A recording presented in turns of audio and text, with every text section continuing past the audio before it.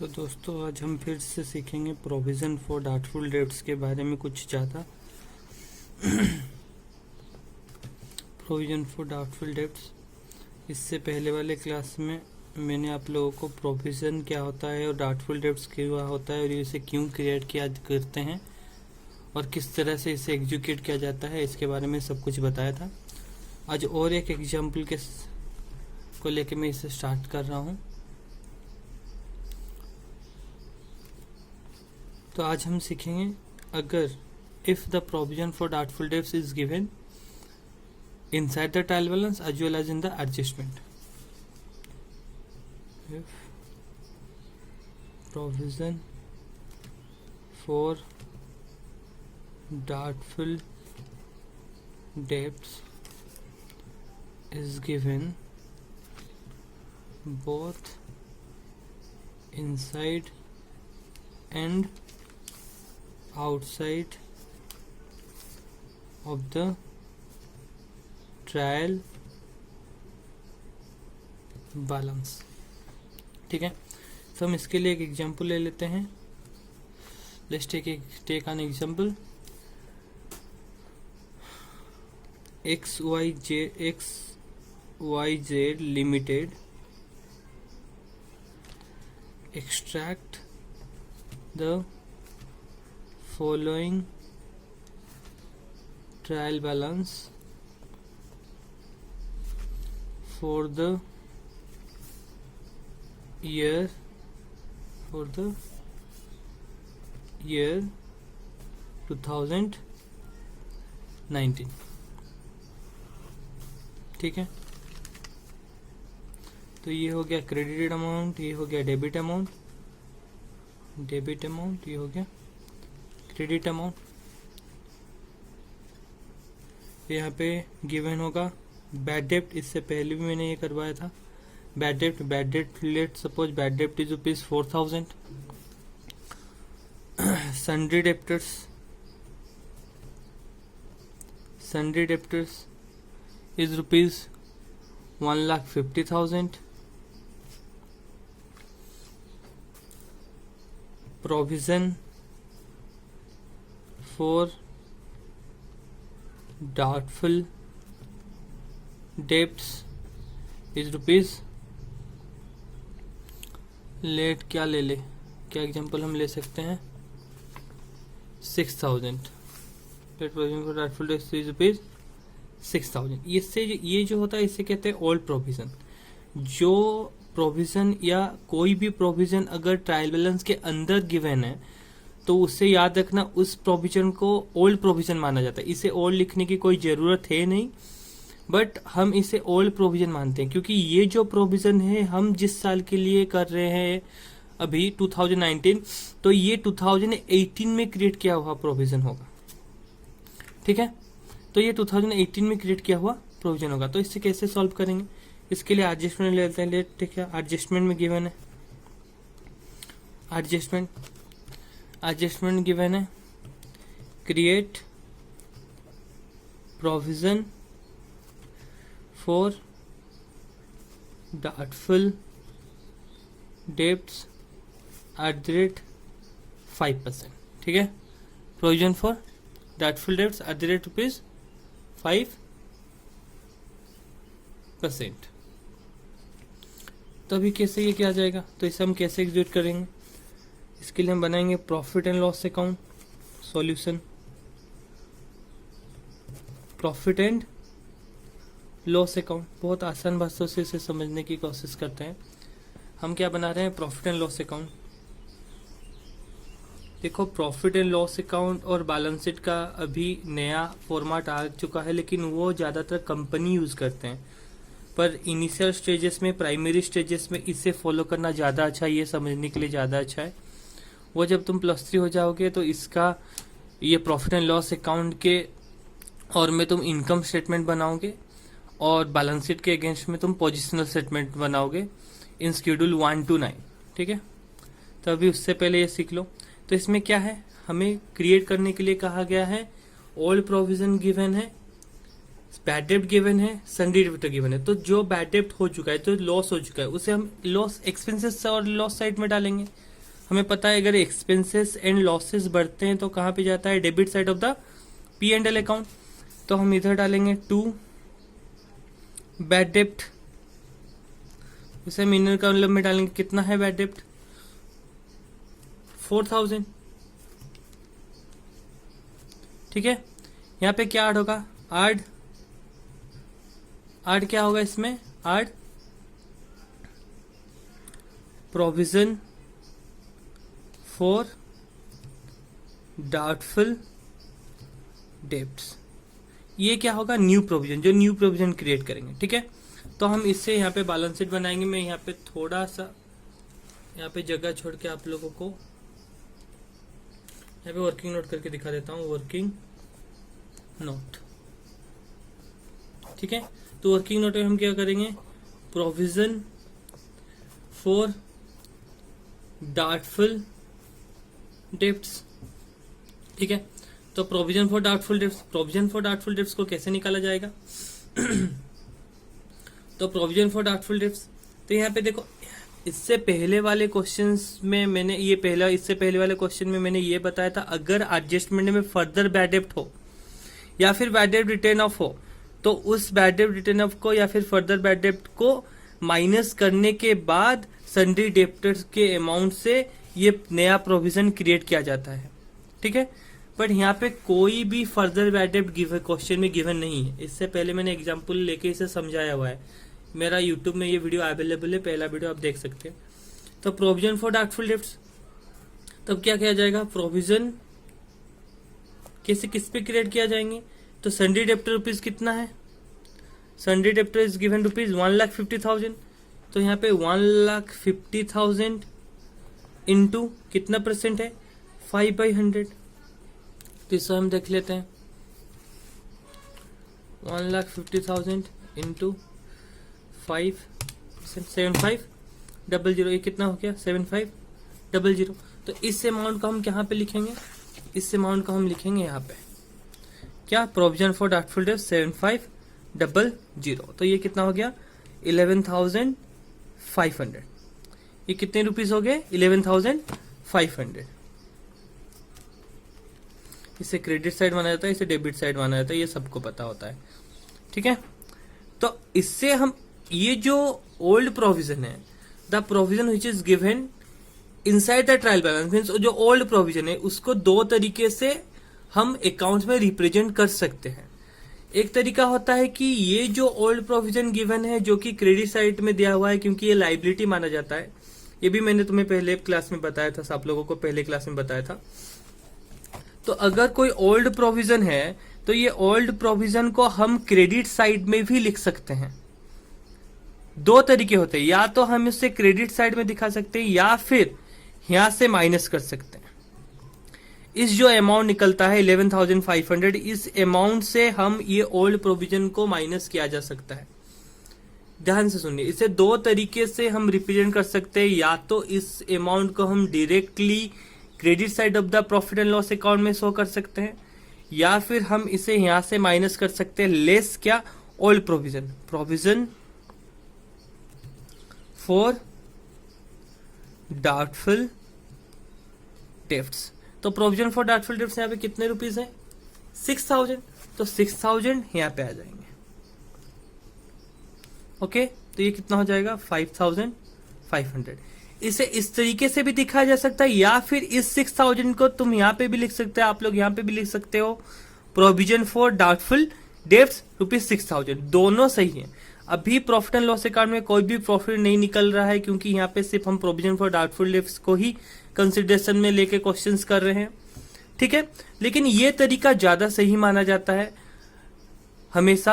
Accounts एक देखो, ये तो सबको पता हो कि अकाउंटिंग इज एन आर्ट, तो आर्ट के जरिए ऐसे इसे आर्ट माना जाता है, कला मानी जाती है। तो तुम अब कला के प्रदर्शन कर सकते हैं यहाँ पे, आप चाहे तो इधर भी लिख सकते हैं, यहाँ पे भी उसे माइनस करके लिख सकते हैं, दोनों सही हैं।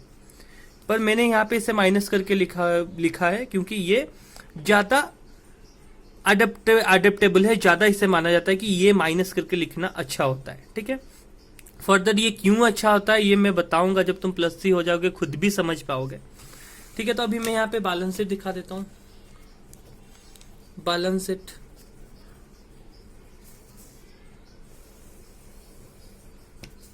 ठीक है।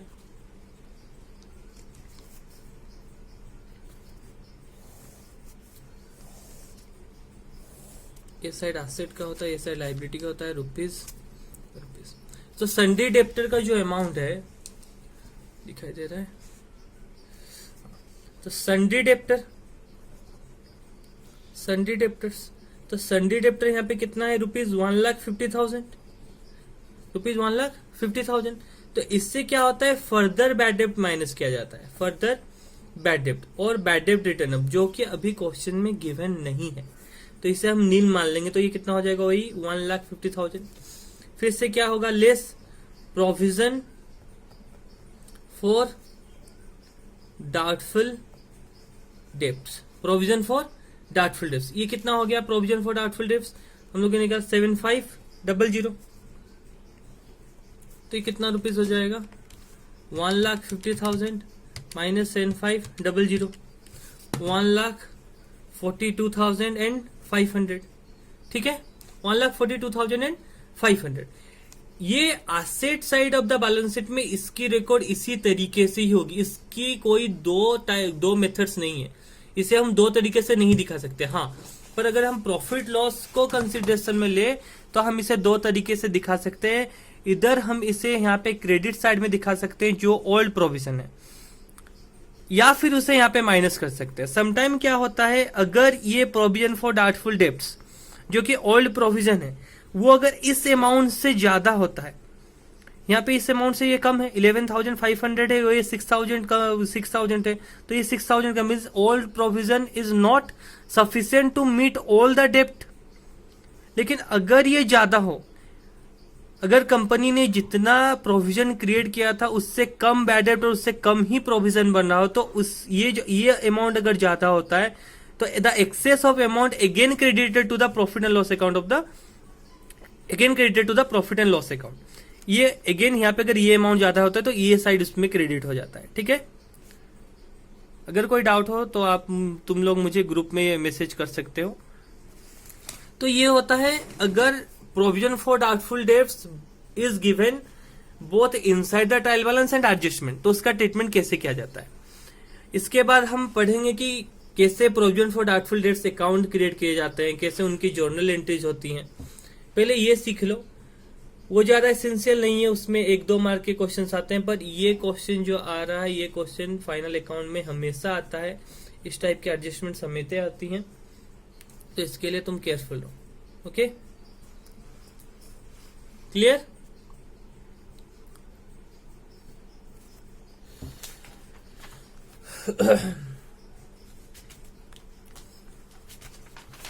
तो इसके ऊपर कुछ नोट्स याद रख लो, नोट्स, इंपोर्टेंट नोट्स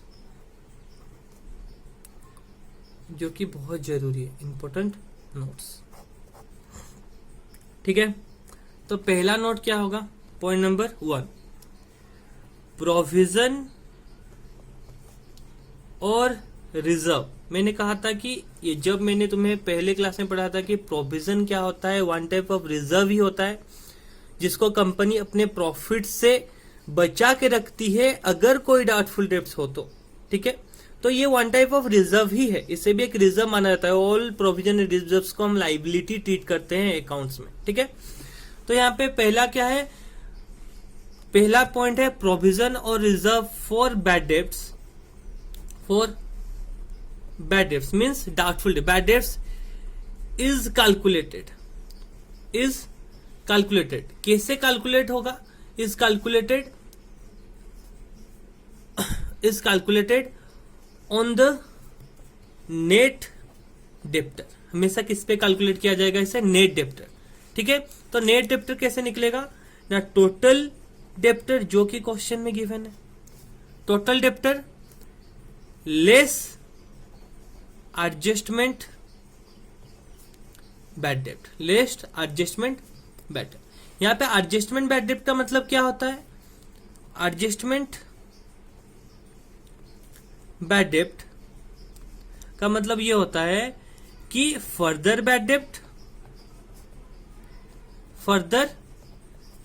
डेप्ट ठीक है। अगर इसके बाद और कुछ ज्यादा इन्फॉर्मेशन है तो वो क्वेश्चन में गिवन होगा, पर ये मान के चलो कि टोटल डेप्टर का मतलब होता है ये जो एडजस्टमेंट बैड डेप्ट है, मतलब जो बैड डेप्ट को हम, ये जो न्यू बैड डेप्ट होता है या फिर जो फर्दर बैड डेप्ट होता है या बैड डेप्ट रिटर्न ऑफ होता है, उसको इस वैल्यू से माइनस कर देंगे।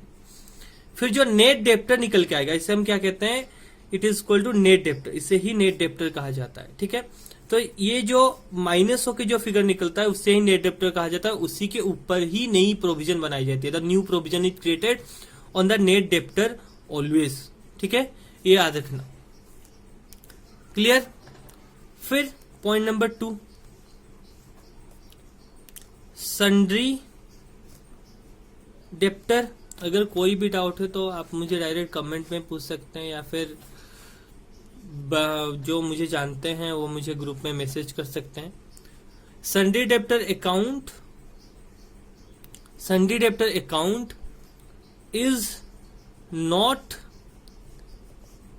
credited with the amount of provision for doubtful debts because the loss has not been incurred।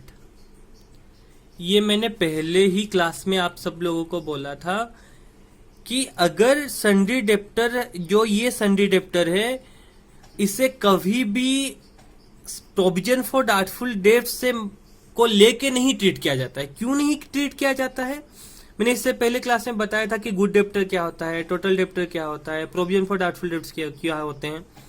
तो इससे इसलिए बताया था क्योंकि ये जो प्रोविजन फॉर डाउटफुल डेब्ट्स है, ये प्रोविजन फॉर डाउटफुल डेब्ट्स अभी तक कंपनी का लॉस नहीं हुआ है, कंपनी में ये अभी तक लॉस नहीं दिखाया गया है। हाँ, ये माना जा रहा है कि हाँ आगे जाके ये बहुत ज्यादा चांसेस है कि ये कहीं ना कहीं लॉस हो सकता है, बट अभी तक ये लॉस नहीं हुआ है, इसलिए इसे उस अमाउंट के साथ क्रेडिटेड नहीं किया जाता है, नहीं माना जाता है। Sundry debtor is always means जो टोटल डेप्टर है उसे हमेशा उसको एक्सक्लूड नहीं किया जाता है जब भी हम कैलकुलेट करते हैं प्रोविजन फॉर डाउटफुल डेब्ट्स। ठीक है। Third point, when bad dept and provision for bad dept appears, कहां पे अपीयर हो? Inside the trial balance, inside the trial balance. When bad debt and provision for bad debt appears inside the trial balance, these are always shown in the profit and loss account। अगर कोई भी bad डेप्ट या फिर provision for bad डेप्ट अगर trial balance के अंदर given हो, inside the trial balance given है, तो वो हमेशा कहां पे जाएंगे? प्रॉफिट एंड लॉस अकाउंट में आएंगे। ठीक है, क्लियर। ये नोट्स बहुत इंपॉर्टेंट है। अगर इस नोट्स को लेके कोई भी डाउट है तो आप मुझे बेझिझक पूछ सकते हैं, उसमें कोई दिक्कत नहीं है। तो ये फॉर्मेट याद रखना हमेशा जरूरी है कि ये कैसे ट्रीट करता है प्रॉफिट। ये मैं फॉर्मेट बता रहा हूं, प्रॉफिट एंड लॉस अकाउंट। ये प्रॉफिट एंड लॉस अकाउंट है, तो इसमें ये कैसे ट्रीट किया जाता है ये समझने वाली, सिर्फ डेबिट साइड के आइटम बता रहा हूं। इसे ये एक्चुअल फॉर्मेट नहीं है, बस बताने के लिए बता रहा हूं इसे कैसे क्रिएट किए जाते हैं। जब भी प्रोविजन फॉर डाउटफुल डेब्ट्स हमें उस पे क्वेश्चंस करने हैं फाइनल अकाउंट में, तो उससे प्रॉफिट एंड लॉस अकाउंट में इसको याद रख सकते हैं, पर याद रखने की कोई जरूरत है नहीं, क्योंकि अगर कॉन्सेप्ट को समझ जाएंगे तो कोई भी चीज को याद रखना मुश्किल नहीं होगा। कॉन्सेप्ट समझ जाओगे तो ऑटोमेटिकली हर चीज जहन में बैठ जाएगी, उसे याद रखने की कोई भी जरूरत नहीं पड़ेगी। तो हमेशा ये याद रख के चलो कि जो भी तुम यहाँ पे पढ़ रहे हो तो उसे अच्छे तरह से अपने जहन में डाल लो, उसके कॉन्सेप्ट को समझ जाओ, ताकि तुम्हें उसके ऊपर कोई फर्दर डाउट्स कभी ना रहे। क्योंकि ये डाउट्स अभी तुम +2 में है तो तुम्हें +3 में इसे फेस करना पड़ेगा, ये सारे प्रॉब्लम्स। फिर पीजी में से या फिर कोई भी हायर स्टडीज करते हो तुम कॉमर्स लेवल में, तो हर जगह में ये profit and loss account and final account के ट्रीटमेंट्स आते ही आते हैं। ठीक है, तो इसमें क्या होगा, इसे कैसे हम करेंगे, यहाँ पे जो भी एग्जिस्टिंग बैड डेप्ट है, एग्जिस्टिंग बैड डेप्ट मीन्स एग्जिस्टिंग बैड डेप्ट का मतलब क्या होता है, इनसाइड द ट्रायल बैलेंस, जो कोई भी bad dept inside the trial balance में गिवन है। ठीक है, आड इसमें क्या होगा, फर्दर बैड डेप्ट, फर्दर बैड डेप्ट, वो कहां पे जाएगी, यहाँ पे ऐड हो जाएगी। ठीक है, इसमें जो अमाउंट निकला उसमें क्या ऐड होगा, add provision for doubtful debts, ये क्या है, जो न्यू प्रोविजन है, न्यू प्रोविजन। ठीक है, याद रखना, न्यू प्रीमिस जो प्रोविजन ये एडजस्टमेंट में तुम निकालोगे on net debtor less old provision. ठीक है, तो ओल्ड प्रोविजन, इसमें जो न्यू प्रोविजन को इसमें ऐड करने के बाद जो अमाउंट यहाँ पे निकलता है उससे क्या माइनस करोगे, ओल्ड प्रोविजन। ठीक है, मीन्स ये प्रोविजन कहां पे गिवन होगा, inside the trial balance, inside the trial balance. Clear, ये अमाउंट जाएगा, ये जो नेट अमाउंट है यहाँ पे ये जाएगा, तो ये जो नेट अमाउंट है ये यहाँ पे बाहर जाएगा। ठीक है, तो ये हो जाता है इसका फॉर्मेट, ये फॉर्मेट इसी फॉर्मेट में होता है, समझने वाली बात है, बहुत सिंपली समझो। ये जो ओल्ड प्रोविजन है, ये प्रोविजन हमने लास्ट ईयर में क्रिएट किया हुआ, क्यों, अगर कुछ भी बैड डेप्ट होता हो तो उसको इससे हम मीट कर सकें। ठीक है, to meet any kind of bad डेप्ट इफ एराइज, तो हमें क्या करना है, इस ओल्ड प्रोविजन से इसे मीट, ये प्रोविजन क्यों क्रिएट किया जाता है, provision are created to meet any kind of contingencies. तो ये अगर कोई भी बैड डेप्ट रिलेटेड कॉन्टीजेंसीज कंपनी में ऑकर होती है तो ये ओल्ड प्रोविजन, मतलब ये प्रोविजन जो लास्ट ईयर क्रिएट किया जाता है और या क्रिएट किया गया हो उससे वो मीट किया जाता है, मीट किया जाएगा। ठीक है, क्लियर। तो अभी यहाँ पे क्या हो गया, ये होता है उसका फॉर्मेट। मैंने क्या बताया, अगर प्रोविजन, अगर जो भी ओल्ड प्रोविजन अगर ज्यादा अमाउंट का है, अगर ये अमाउंट से ये ज्यादा निकलता है तो उसमें क्या होगा, यहां पे पॉइंट लिख लो, when old provision for bad debt, when old provision for bad debt is greater than required, is greater than required amount, is greater than required amount, the difference is shown on the credit side of profit and loss account under the heading excess, under the heading excess